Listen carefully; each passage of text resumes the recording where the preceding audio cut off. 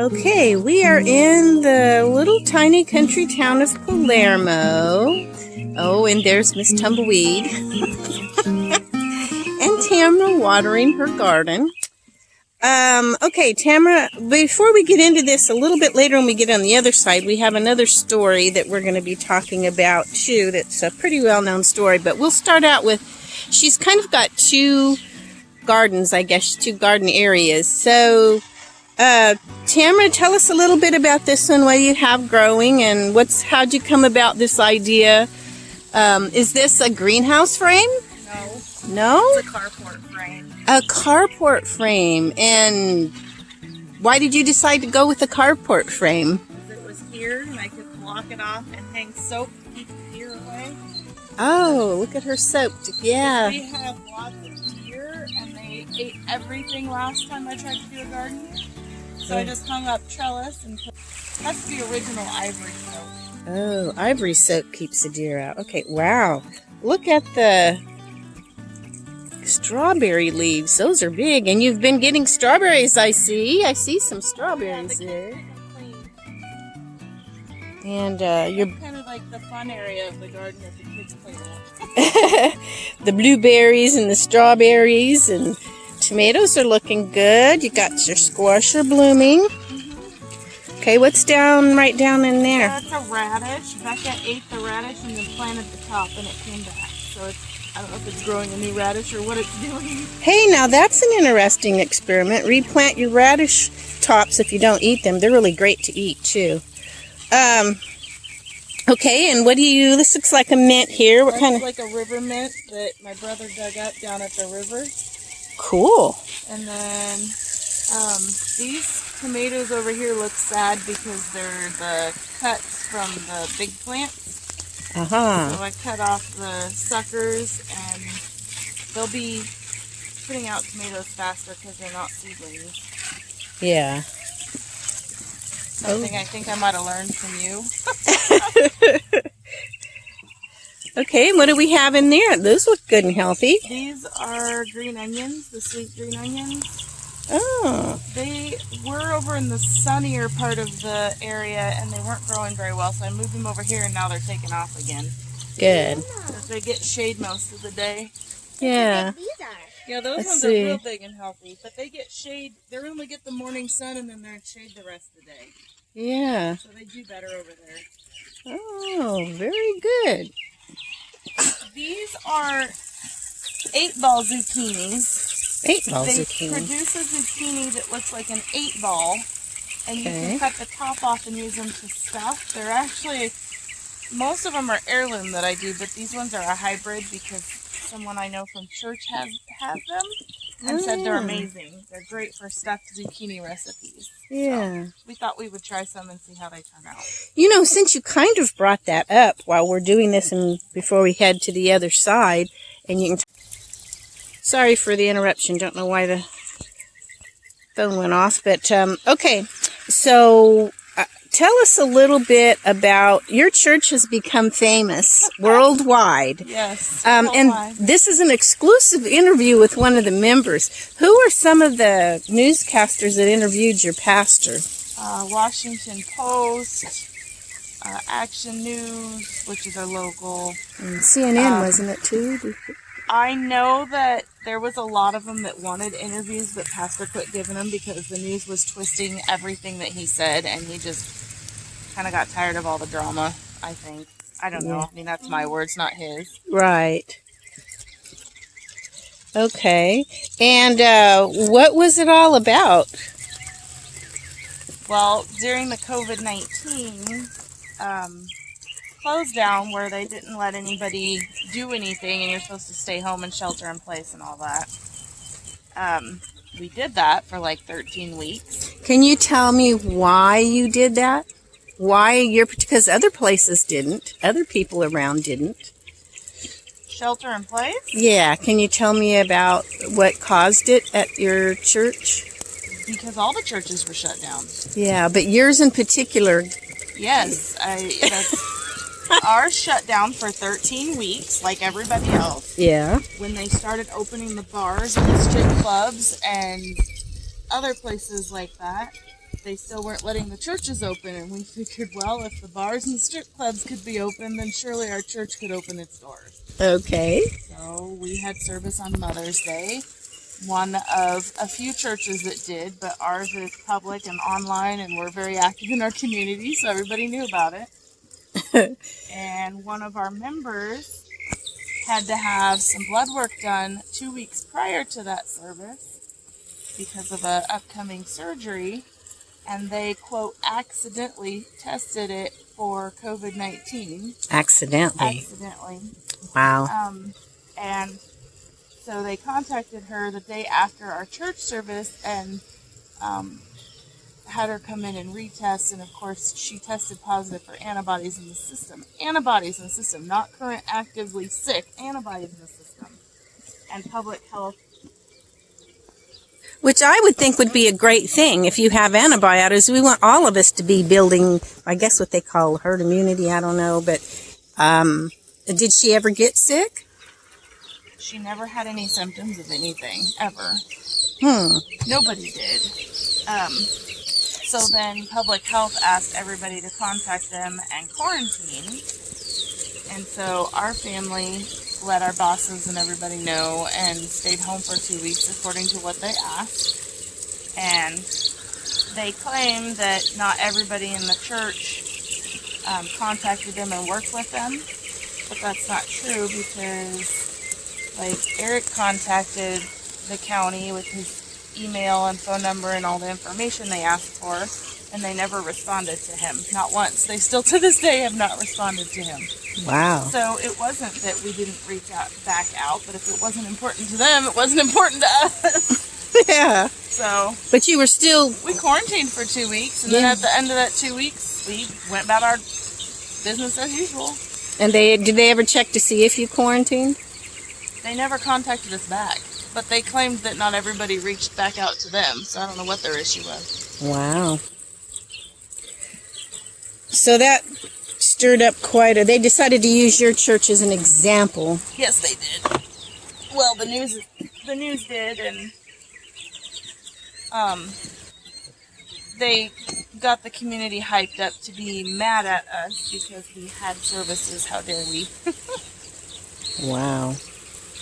And they continued to say that because we did that, there was going to be a huge spike and influx in the COVID.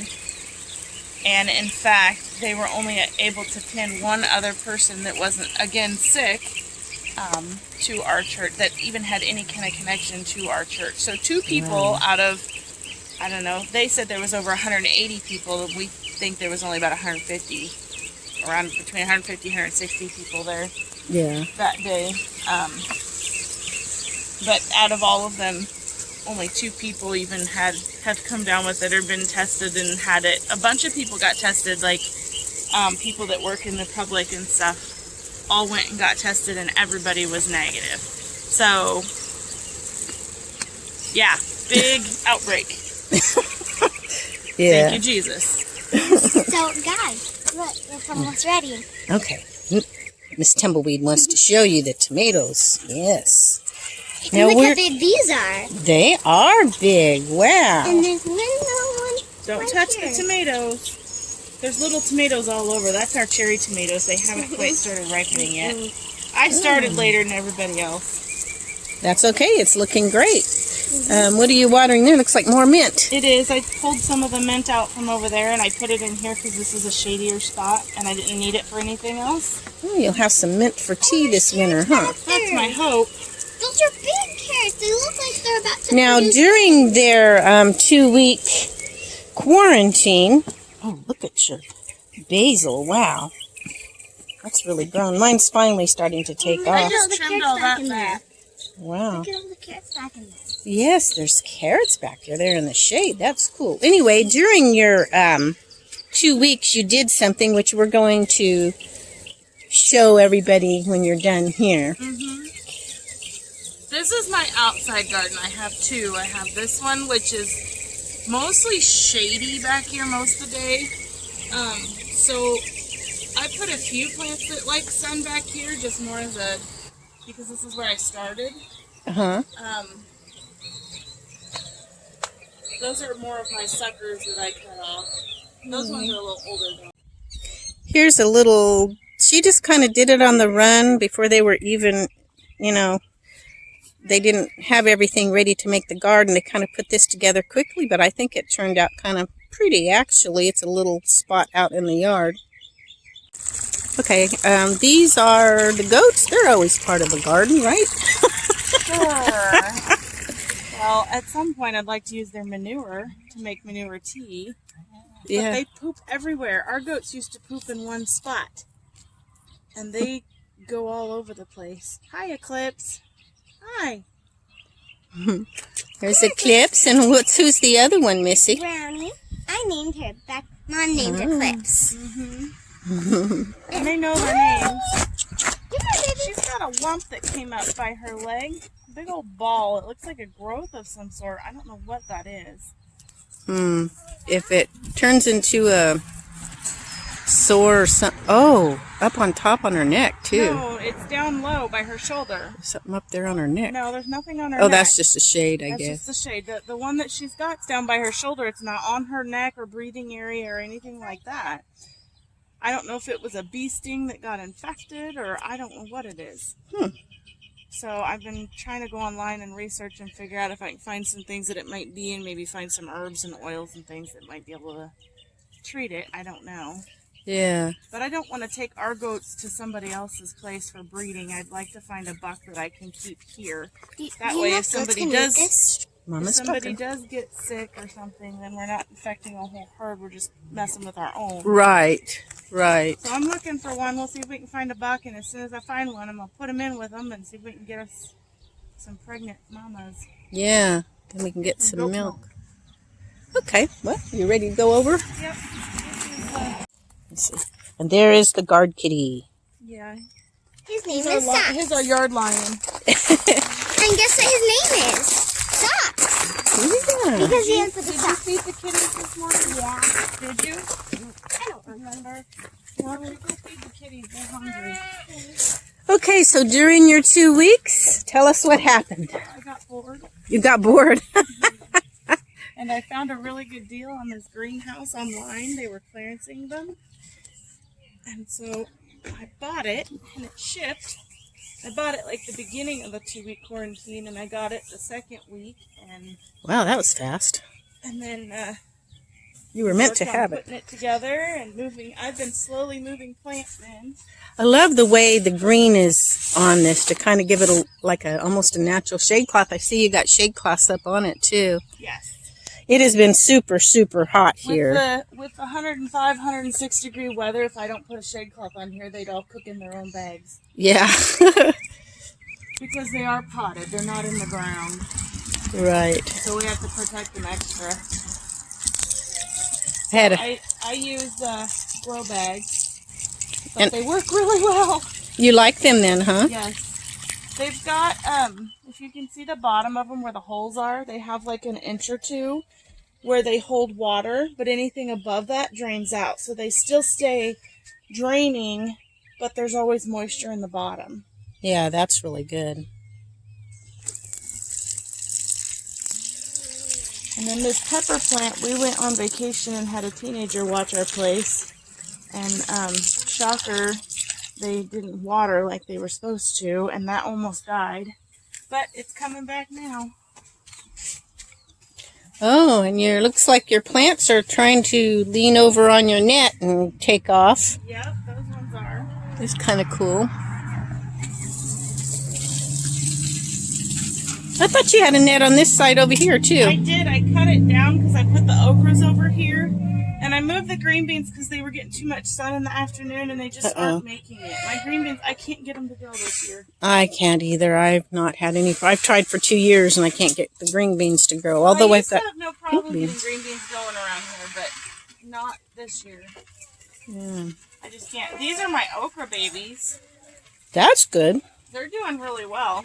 Yeah. I just got these guys potted yesterday. They've been in the little seed cups all the time. Yeah, you may have to thin them because they get really big. I don't know. It's up to you, whatever you want to do. Maybe you can get another grow bag full and put them in the other grow bag. I was just going to see how they do like that. whichever one makes it, makes it. Oh, that's an idea. I figured 2 versus 1. One of them might make it. Yeah. I try to plant in 2s, like my tomatoes and my cucumbers and stuff like that, because inevitably one of them tends to die.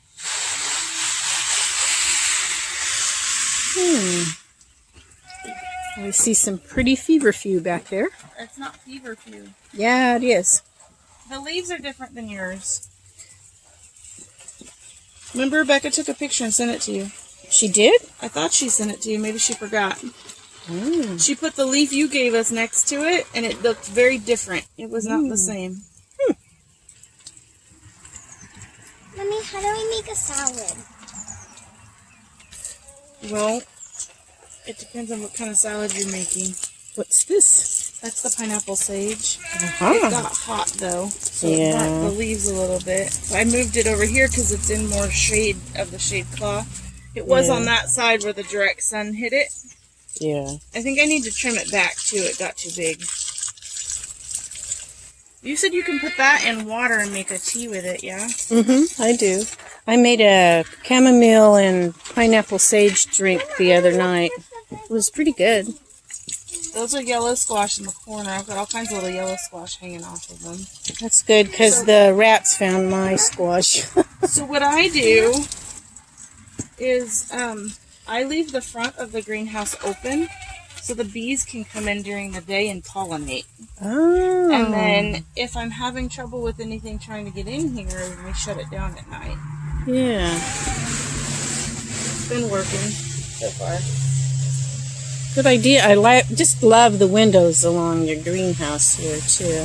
Well, some greenhouses roll up, but when you roll it up, everything can still get in and knock things over, and the cats get in here and everything else. Yeah. If you leave the sides down and you have one that has windows, I think that's pretty cool. It is. I really like your greenhouse. Oh no, there's a grasshopper. Get out of here. Here, let's go put him outside. Got him?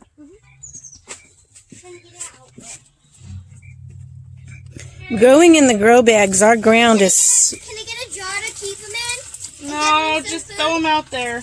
Please? There's a whole yard of food for him. Throw it out there.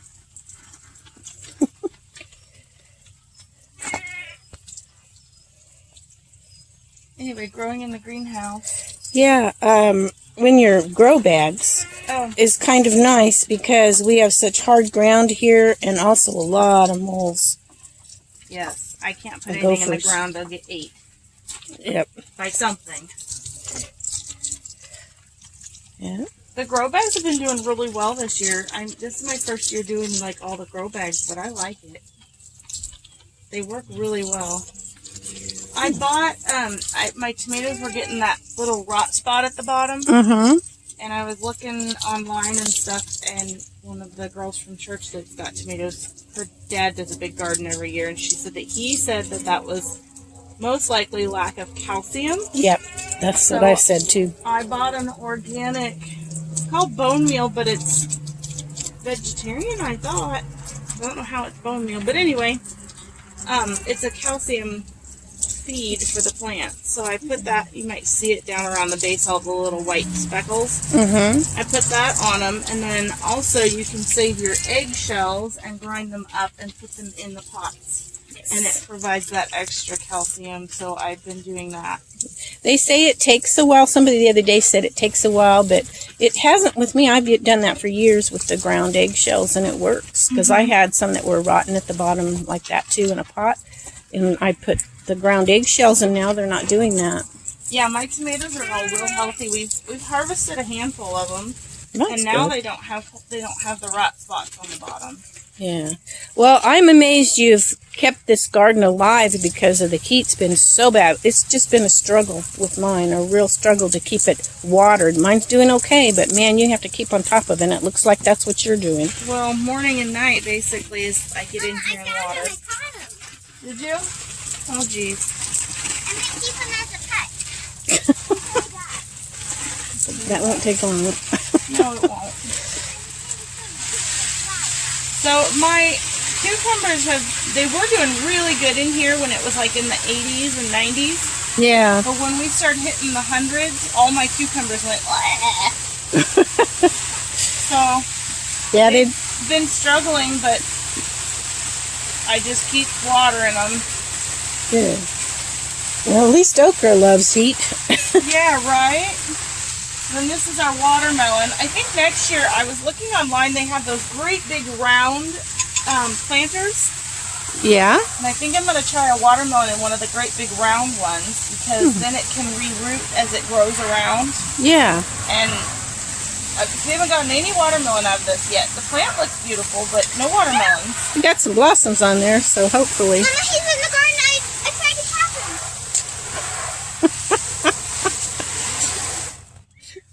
Watch out, there's a loose grasshopper. Get back here.